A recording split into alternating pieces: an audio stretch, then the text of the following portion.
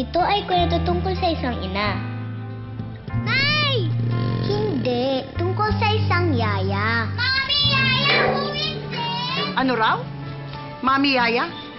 Mami Yaya ang tawag sa'yo? Aba, baka mas malapit pa sa katulong ang apo ko kaysa sa mami niya. O sige, tungkol sa inang yaya. Mahal niya ang anak niya, pero hindi niya maalagaan. Wala na ngang tatay. Oo na, wala pa rin nanay. Eh, ano kang gusto niyo gawin ko? Nay, kung tumira kila Tita Tess. Tapos, meron siyang alaga na parang anak niya na rin.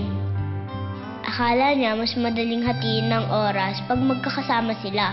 Is she sleeping here? Pero puso niya ang nahati. Oo na, sige na, tama na, tama na. Ayoko mag-picnic.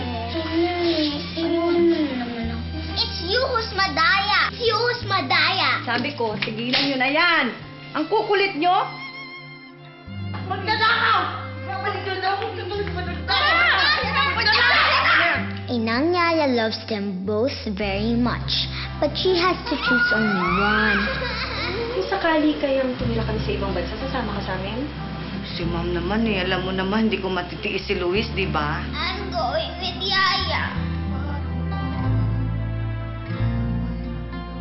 Nay, huwag ka na umalis. Wala nang higit pa sa iyong pag-akay at pag-aaruga. Nanay, nanay, bukod tangi ang pag-ibig mo.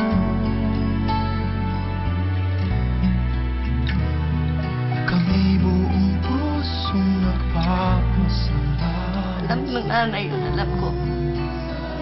Siguradong maiibigan niyo ang makabagbag damdaming pelikulang ito. It's a very touching story for the whole family. Yun na nga ang sinabi ko. Oh, okay. Just watch Inang Yaya on November 29.